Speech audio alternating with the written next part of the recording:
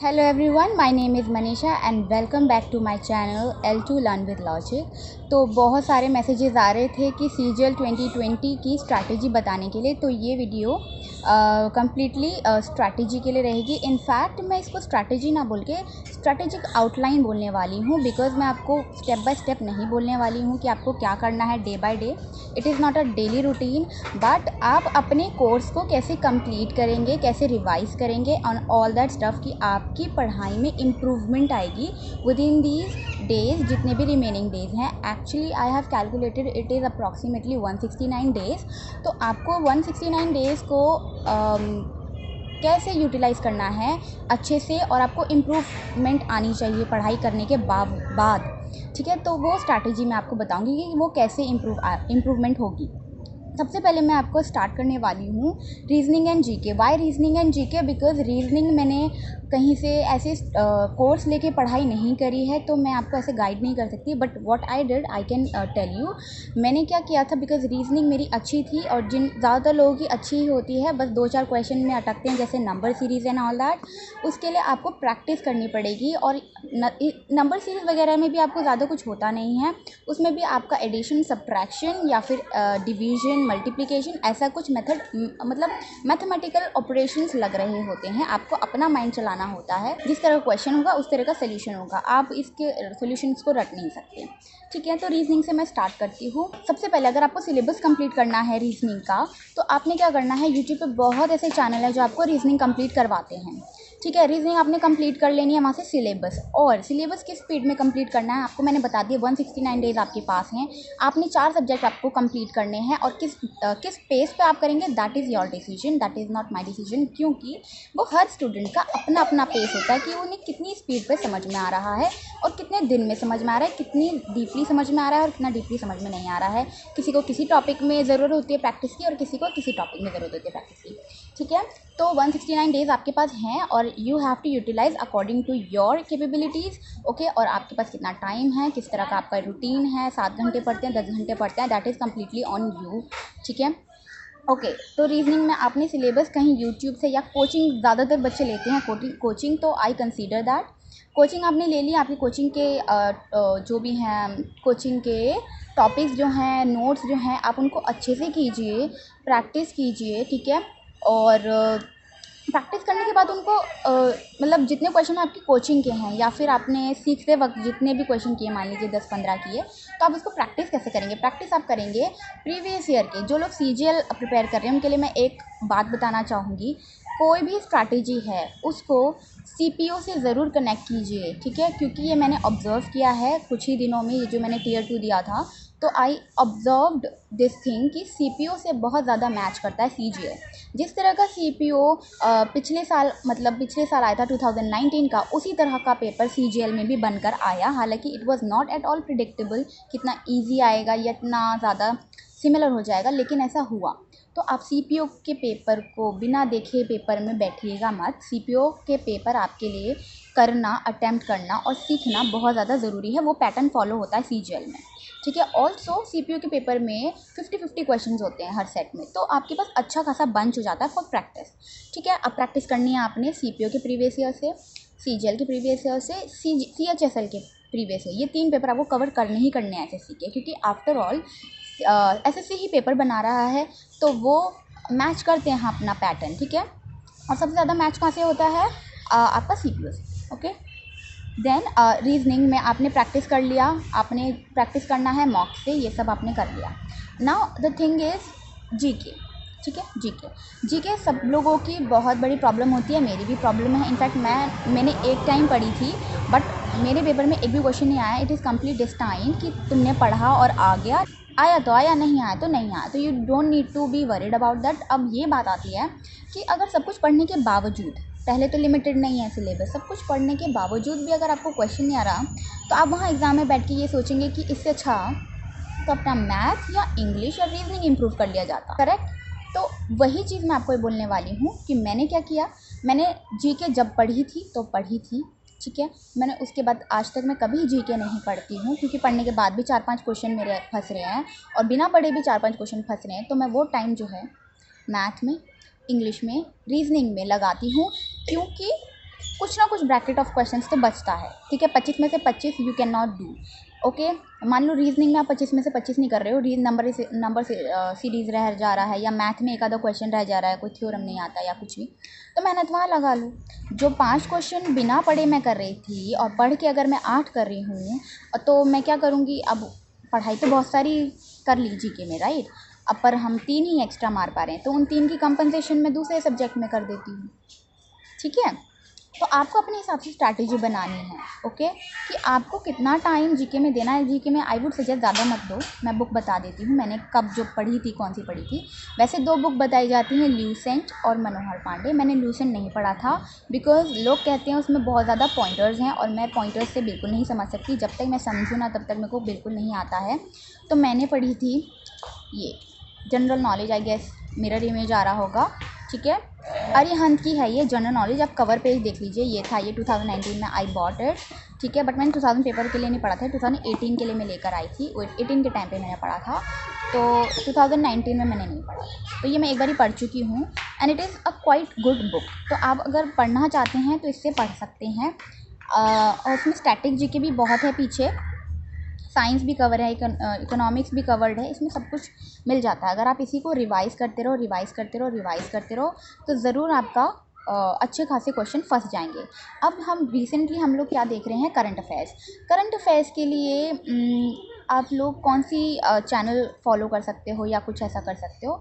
आपको थोड़ा search out करना पड़ेगा करंट अफेयर के लिए, क्योंकि उसके लिए अलग से क्लासेस लेने की ज़रूरत नहीं है, या मंथली करंट अफेयर भी पढ़ने की ज़रूरत नहीं है। आई वुड सजेस्ट, अगर आपको रिलाई करना है अपने ऊपर करंट अफेयर के लिए, तो आप न्यूज़पेपर पढ़िए। न्यूज़पेपर का मैं आपको एंड में बताऊंगी व्हाट इज़ द इम्पॉर्टेंस। अभी आप रखिए कि करंट अफेयर के लिए आपने न्यूज़पेपर तो पढ़ना ही पढ़ना है। और एक यूट्यूब चैनल आप ज़रा फॉलो कर लीजिए, वो जो PDF देते हैं, आपकी मंथली PDF देते हैं, या कई लोग 6 मंथली देते हैं, इट इज़ वेरी फेमस। आपको कई बड़े बड़े चैनल्स जो होते हैं वो प्रोवाइड करवाते हैं, ठीक है। आपको उसका फिक्र करने की ज़रूरत नहीं है।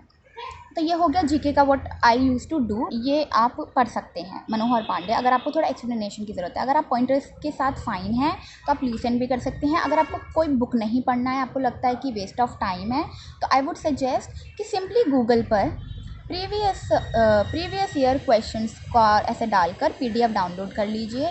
हिस्ट्री का अलग से कर लो, ज्योग्राफी का अलग से कर लो, पॉलिटी का अलग से कर लो, साइंस में फिजिक्स केमिस्ट्री बायो का अलग से पढ़ लो, ठीक है। प्रीवियस ईयर है, अब आप उसको रिपीट करेंगे ना, डेफिनेटली 4-5 क्वेश्चन तो वैसे भी फंस जाएंगे, ठीक है। इसमें ज़्यादा बनता नहीं है कुछ, आप ऐसे कर सकते हैं, क्योंकि मैटर ये है टाइम इज़ इम्पॉर्टेंट। अगर आप टाइम इसमें लगा दोगे तो आप बाकी सब्जेक्ट में पीछे रह जाओगे, क्योंकि मैथ और इंग्लिश तो Tier 2 में भी आता है, ठीक है। Tier 2 की बात अगर मैंने की है तो मैं एक और इम्पॉर्टेंट बात कह दूँ कि Tier 1 की तैयारी करने के लिए आप ये मत सोचिए कि आप Tier 1 की तैयारी कर रहे हैं। आप तैयारी ऐसे कीजिए कि जैसे आप Tier 2 के लिए बैठ रहे हैं, मतलब लेवल को ऑलरेडी इंक्रीज़ करके आपने पढ़ना है, ठीक है। रीजनिंग और जीके हो गया, इसमें मेरा ज़्यादा एफर्ट नहीं रहता फ्रेंकली स्पीकिंग, तो जितना मैंने बताया मैं उतना ही करती हूँ। इनफैक्ट मैंने ज़्यादा ही बताया, इससे कम ही मैं करती हूँ। अब आते हैं आपका इंग्लिश पर। इंग्लिश में आपके 3 सेक्शन हमेशा लोगों ने बताए होंगे, वोकैब हो गया, ग्रामर हो गया, और रीडिंग कॉम्प्रीहेंशन हो गया।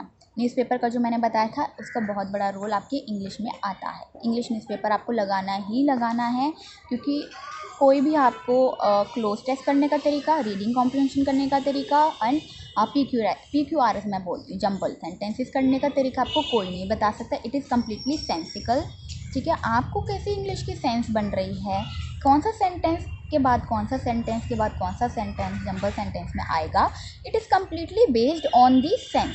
इंग्लिश की सेंस, इंग्लिश की understanding, it is a must for cloze test, for reading comprehension, क्योंकि इस बार मैंने अपनी CGL 2 के रीडिंग कॉम्प्रीहेंशन में भी देखा, डायरेक्ट टू डायरेक्ट क्वेश्चन नहीं थे। उसमें आपको अपनी अंडरस्टैंडिंग लगानी पड़ रही थी कि क्वेश्चन पूछने वाला क्या जवाब चाह रहा है आपसे, ठीक है।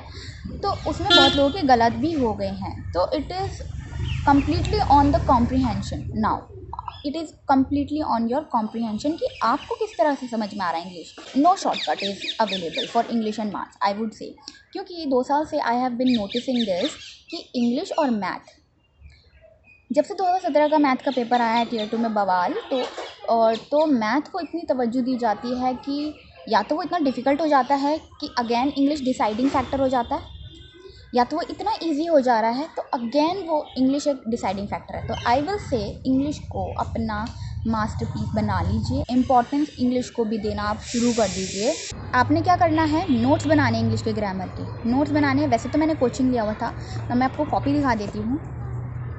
This is my hand written English notes, ठीक है। हैंड रिटन इंग्लिश नोट्स आपने बना लेने, चाहे आप कोचिंग लेते हो चाहे आप बुक से पढ़ते हो। बुक मैं आपको बताती हूँ, जो लोग कोचिंग नहीं पढ़ते उनके लिए मैं बुक बताती हूँ, which it is a very good book, और बहुत लोग इसे फॉलो भी करते हैं। तो I would recommend completely, I would recommend ये वाला KD वाला बुक, ठीक है। I have done it a lot of time, I have done it. देखो बुक में भी आई हैव, ओके।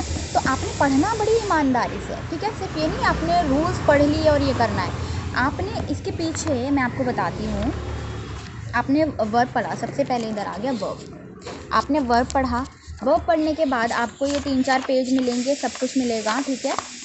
इसके बाद आपके पास ये आएगी स्पॉटिंग द एरर। ये लोग आपको स्पॉटिंग द एरर करेक्ट करवाने में मदद करेंगे। हर चैप्टर के पीछे स्पॉटिंग द एरर्स है, आप उसको करें, ठीक है। उसके पीछे रीजंस भी हैं, और कई जगह पे ऐसा है कि रीजंस नहीं भी है तो उसको आप गूगल कर लो। अगर आपको कुछ लगता है ना तो उसको गूगल कर लो, गूगल पे सब कुछ है, ठीक है। आपने क्या किया, ग्रामर पढ़नी है सबसे पहले। तो ग्रामर इज़ द बेस। मैं ये नहीं कह रही पूरा पेपर ग्रामर के ऊपर बेस होता है, ग्रामेटिकल होता है, लेकिन ग्रामर के ऊपर बेस्ड ज़रूर होता है, ठीक है। इंग्लिश तो एक ओवरऑल प्रिपरेशन है, आप एरर्स भी नहीं छोड़ सकते, आप फिल इन द ब्लैंक्स भी नहीं छोड़ सकते, आप रीडिंग कॉम्प्रिहेंशन भी नहीं छोड़ सकते, कुछ नहीं छोड़ सकते। And at the same point आप कुछ भी 100% नहीं कर सकते। क्लोज टेस्ट में भी कुछ ना कुछ गड़बड़ हो सकता है, वो कैब में भी कुछ ना कुछ गड़बड़ हो सकता है, यानी कि आपको समवेयर मिडिल में रहना है।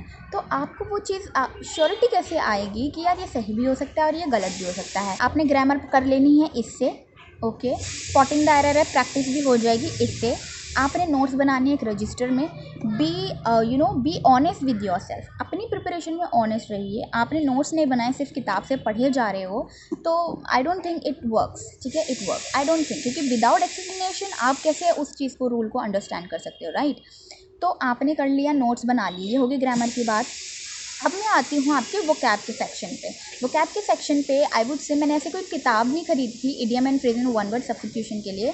मैंने directly, I was very confused कि मेरे को कौन से मटेरियल के साथ जाना चाहिए। तो मैंने 2 साल पहले ही, जब मैंने कंफ्यूज होने के बाद, मेरा फेडअप होने के बाद, गूगल से डायरेक्टली ये मैंने प्रिंट आउट निकलवा दी। Idiom and phrases one word substitution का भी मेरे पास PDF है, बट अभी मुझे मिल नहीं रहा। ऐसे PDF है, और इसमें अराउंड ना, मैं आपको बता देती हूँ, and which PDF is this I don't know. इसमें 800 प्लस इडियम एंड फ्रेजेस हैं, और वन वर्ड सब्स्टिट्यूशन भी 800 प्लस है, आई रिमेंबर दैट, ठीक है। अब आप कहोगे ये PDF कौन सी है, हमें यही PDF चाहिए, तो नो, आप कोई भी PDF ले सकते हो, गूगल पे डायरेक्टली डालो इडियम एंड फ्रेजेस, और आप चाहे तो एक्स्ट्रा भी ले सकते हो for SSC idiom and phrases PDF previous year करके, कुछ भी आपको ऐड करना है ऐसे करके डाल सकते हो। और अराउंड 800 प्लस तो आपको करना ही करना है, आई वुड से 800 प्लस करना ही करना है। ऑल्सो अगर आप इधर देखो, मैंने अलग से भी कुछ लिखा हुआ है। ये जब मैं मॉक करती थी और मुझे इनसे अलग कुछ मिलता था, तो मैं इधर आगे लिख लेती थी, इधर आगे लिख लेती थी। एडिशन करना, आप कभी अपने नोट्स को अपडेट करना भी बहुत ज़्यादा ज़रूरी है, ठीक है, क्योंकि हमें मॉक से भी बहुत सारी चीज़ें पता चलती हैं। तो अपने नोट्स को अपडेट करेंगे। जो मैंने बोला ना, ये कॉपी बनाने के लिए, वो इसीलिए बोला क्योंकि हो सकता है मॉक, जब आप आगे जाके मॉक करो तो आपको कुछ चीज़ें ऐसी मिलेंगी जो आपको बुक में नहीं मिली, लेकिन वो पेपर में आई है, ठीक है, और मॉक में आई है, और वो एक रूल भी है। तो आप कहाँ ऐड करेंगे, अगर नाउन का है तो नाउन के अंडर जाके नोट्स खोल के नाउन में एडिशन कर दो, अपडेट करो अपने नोट्स को। ऐसे ही तो होता है, you can not let any point out of your notes, ठीक है। ये हो गया इंग्लिश का आपका vocab section, idiom and phrases and word substitution. Vocab में आता है आपका idiom and antonym and synonym भी। एंटोनिम सिनोनिम कैसे होगा, वर्ड अब हम कैसे याद करें बाबा, इतने सारे वर्ड्स, राइट। ये जो बुक मैंने आपको बताई, इसके अंदर है, मैं आपको दिखा देती हूँ, इसके अंदर आपके हैं vocabulary, page number 279, see this is vocabulary, you can see. आप इधर से भी कर सकते हो क्योंकि ये अल्फ़ाबेटिकल है, बहुत सारे शब्द हैं, बहुत सारे शब्द हैं जो आपको याद हो, and you don't have to याद वैसे नहीं करना स्कूल की तरह। व्हाट आई डू, अगर ये आप पे काम करता है तो आई कैन टेल, अगर नहीं काम करते तो अपने तरीके से याद कीजिए। What I do, for example, I read a base, इसमें हिंदी में भी लिखा हुआ है, नीचे दिखाना या डिग्रेड करना। मैं क्या करती हूँ, टोटल नंबर ऑफ वर्ड्स देखकर उसको day per day wise divide कर लेती हूँ। And then what I do, I don't memorise them, I just read them. ठीक है, क्योंकि मुझे ऐसे रट के याद नहीं होता। आई just read them.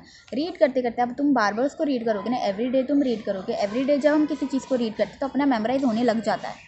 This is the power of revision, that's how I revise. और जीके में भी जो मैंने बुक पढ़ी है, मैंने याद कुछ नहीं किया था। जीके की बुक में बार बार बस ऐसे कहानी की तरह बैठ के रीड करती रहती थी एंड और मैं हफ्ते में इसे 2 बार रीड कर लेती थी पूरी, हफ्ते में 2 बार। फिर बोर भी हो जाते हैं ना, फिर 4 हफ्ते बाद फिर से उठाई, फिर रिवाइज कर, तो ऐसे होते तो कुछ पॉइंट दिमाग में अटक जाते हैं। बस इतनी ही मैं याद करने की क्षमता है मेरे अंदर, ठीक है, और जितनी आपके अंदर है वो आप देख सकते हैं। तो ओनली रीड, ठीक है। अदरवाइज आपका वो क्या, मैं स्ट्रॉन्ग पॉइंट मैं आपको बताती हूँ कैसे होगा। अगर आपको सच में कुछ मीनिंग वर्ड वगैरह याद रखने हैं, newspaper and I would say any novel, any book of any British writer. Why I am telling you British writer, क्योंकि हमारे यहाँ ब्रिटिश इंग्लिश यूज़ होती है और जो पेपर बनता है पूरा ब्रिटिश इंग्लिश में बनता है। मुझे कब ये रियलाइज़ हुआ, जब मैंने ये बुक पढ़ी। तो आपको ग्रामर का साथ होना ज़रूरी है, रीडिंग कॉम्प्रिहेंशन का साथ होना ज़रूरी है, और वो कैब का साथ होना ज़रूरी है, जिसमें से आपको रीडिंग से क्या क्या आएगा। ग्रामर आप वेरीफाई कर सकते हैं रीडिंग से, जो भी आपने रूल्स पढ़े आप बुक में देख सकते हैं कि हमने जो रूल्स पढ़े वो अप्लाई हो रहे हैं या किस तरीके से हो रहे हैं, यूसेज देख सकते हैं ग्रामर का। But what is the actual importance of reading a book. देखो, जब आप बुक पढ़ेंगे, रीडिंग कॉम्प्रिहेंशन का सेंस बनेगा, क्लोज टेक्स्ट का सेंस बनेगा एंड जंबल सेंटेंसेस का सेंस बनेगा। ये तीनों टॉपिक कवर्ड अप है। अगर आपकी रीडिंग अच्छी होगी ना, अच्छी इन द सेंस आप रीड कर रहे हैं and you don't have to translate it in Hindi and then understand it, this is the level when you are understanding, you have a good English understanding. तो आप ऐसी कोई एक बुक खरीदिए ज़रूर, ब्रिटिश ऑथर होना चाहिए। अगर आपको प्रॉब्लम है कि डिसाइड करने में कौन सी बुक पढ़नी है, Sherlock Holmes, straight way Sherlock Holmes, ठीक है। इसमें जो वर्ड्स हैं एग्जैक्टली सेम वर्ड्स आते हैं, मानिए ये, इसकी तो मैं गारंटी दे सकती हूँ, इसके वर्ड्स जो हैं आते हैं। आप इसमें से नोट करके अपनी कॉपी में भी बना सकते हैं सिनोनिम एंड एंटोनिम का, ठीक है। थोड़ा सा आपको खुद भी मेहनत करना पड़ेगा कि अगर आपको कोई वर्ड, आप किसी वर्ड से इंट्रोड्यूस हुए हैं, नया वर्ड लग रहा है आपको, तो उसके सिनोनिम और एंटोनिम आपका देखना आपका फ़र्ज़ बनता है, ठीक है। And then keep revising it every time, every weekend. हर किसी का तरीका होता है कि 2 दिन में, 4 दिन में, every weekend you can revise it. मैंने आपको बता दिया इंग्लिश का grammar and reading comprehension and other stuffs too, ठीक है। देन मैथ पर आते हैं।